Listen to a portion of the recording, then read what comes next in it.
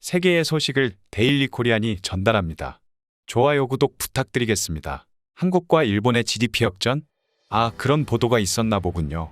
일본 JB 프레스의 칼럼니스트이자 한때 일본 경제신문 기자로 활약하며 미국 등 전 세계를 경험했던 타마키 나오시 씨는 한국이 일본을 역전했다는 기사에 한국인들이 별다른 반응을 보이지 않자 이제 한국에서는 일본을 이겼다는 소식은 뉴스거리도 안 되는 것이냐며 놀라워했습니다.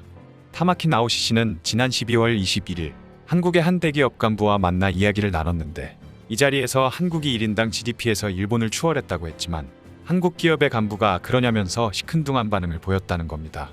얼마 전 일본의 싱크탱크는 일본은 여전히 저성장에 있고 한국은 높은 성장세에 있어 2027년엔 한국이 1인당 GDP에서 46,519달러로 45,607달러인 일본을 역전한다고 밝혔습니다.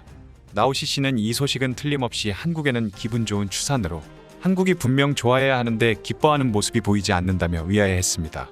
오히려 한 TV 프로그램에서는 이런 식의 추산은 10년 전부터 있던 소리고 실제로 2027년이 돼봐야 일본을 역전할지 말지 알 수 있다고 말했다며 한국인들의 냉정한 반응을 소개했습니다.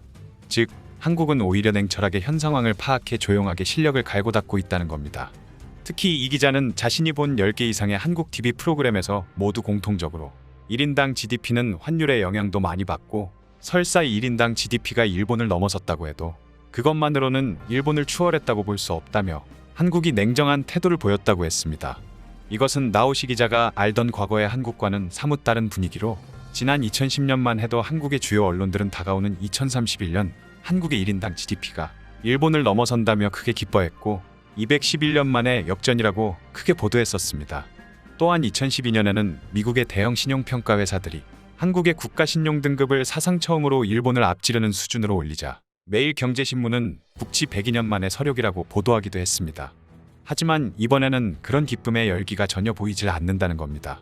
특히 국내 정치권에서도 한일 역전을 잦은 정치 소재로 이용했던 것이 사실이고 이번에는 대선이 껴있음에도 불구하고 잠잠한 게 이상하다는 것입니다. 그렇다면 정말로 왜 이렇게 고요한 걸까요? 나오시 씨는 한일 역전이라는 뉴스가 이제 한국인들에게는 지겹기 때문에 일본을 역전했다고 해서 굳이 한국인들이 반응하지 않는다고 말했습니다. 앞서 언급했던 한국의 대기업 간부는 자신에게 일본을 앞질렀다는 뉴스는 지난 10년간 지겹도록 봐왔기 때문에 아, 또 일본을 앞질렀어? 하는 생각만 들 뿐 별다른 관심이 없다고 말했다는 겁니다. 실제로 여기저기서 한일 역전이 일어나고 있습니다. 디지털화 랭킹 등 특정 분야를 비교한 국가별 순위에서 한국이 일본보다 우월하다는 것은 이제 드문 일이 아닙니다. 일본 산업계에서도 이 말에 동의하고 있는데 삼성전자의 이익이 모든 일본 전자업계의 이익보다 많다거나 반도체, 디스플레이, 최근에는 전기차 배터리 분야에서도 한국 기업에 역전됐다는 보도가 일본에 많이 나와 낯이 익다고 했습니다. 또 가장 최근엔 국방비에서도 한일 역전이라는 보도가 있었고 최저임금마저도 한일 역전이 임박했다며 이미 오랫동안 경제에 관해서는 한국이 일본보다 위세가 있었고 반대로 일본은 저성장과 디플레이션이 계속 이어지고 있기 때문에 1인당 GDP에서 일본을 앞질렀다는 소식이 한국에서는 뉴스거리가 아니라는 겁니다. 오히려 한국인들은 급속한 저출산 고령화와 몇 년간 급등한 부동산 가격 변화 등을 두고 이러다 일본처럼 거품 붕괴가 일어나는 게 아니냐며 걱정하는 사람이 있을 정도로 이미 일본을 역전하는 것은 당연한 일이고 반대로 한국의 내실을 다지는 일을 더 중요하게 바라본다는 것입니다. 즉, 더 이상 일본은 한국의 관심 대상이 아니라는 점인데 일본인 입장에서는 아무리 그렇다 쳐도 물가나 임금도 어느덧 한국에 밀리고 말았음을 최근 몇 년간 뼈저리게 실감한다며 심지어 일본에서도 한일역전이라는 말을 듣고 아, 또야? 또 한국에 졌어? 이런 반응을 하는 일본인들이 많아 신경 쓰일 정도라고 합니다. 나오시 기자는 일명 한국통으로 미국 휴스턴을 거쳐 서울 지부에서는 지국장을 역임했을 정도로 한국에 오래 살며 한국을 긴 시간 동안 관찰한 일본인입니다. 그런 그에게 한국이 이제는 일본을 보지 않고 더 높이 더 멀리 바라보자 불안한 마음을 드러낸 것인데요. 최근에는 한국과 일본의 인구가 무려 2배 이상 차이 나는데도 불구하고 수출액은 비슷하다는 사실이 밝혀져 일본인들을 발칵 뒤집어 놓기도 했습니다. 자료에 따르면 2020년 일본의 총 수출액은 6,413억 달러로 5,124억 달러치를 수출한 한국과 별다른 차이가 나질 않습니다. 하지만 한국과 일본의 인구는 2배 이상 차이가 나는 것이죠. 즉, 이 자료만 놓고 해석하자면 한국인 1명당 일본인 2명분의 수출 실적을 냈다는 말이 됩니다. 최근에는 아예 대놓고 한국 기업들을 찾는 일본 기업들도 늘어나고 있다고 합니다. 최근 한국의 코트라는 일본 진출을 희망하는 우리 기업을 지원하기 위해 부품 조달 상담회를 개최했습니다. 이 자리에 국내 기업 21개사와 한국 부품을 수입하길 희망하는 일본의 글로벌 기업 27개사가 참가해 총 57건의 상담이 이뤄졌다고 합니다. 부품 조달 상담회에 한국 기업보다 오히려 더 많은 수의 일본 기업이 참가한 것입니다. 이는 그만큼 한국 부품을 수입하려는 일본 기업들이 많다는 의미인데요. 최근엔 기술력이 없다며 한국을 비웃던 일본 기업이 이제는 한국 없이는 아예 TV를 못 만들 지경이 된 일이 있었습니다. 그 주인공은 바로 LG 디스플레이입니다. 현재 전 세계 모든 OLED TV의 패널을 LG 디스플레이가 독점 공급하고 있는데 OLED TV 판매량이 예상을 뛰어넘으면서 LG의 수익이 급격히 증가했다고 합니다.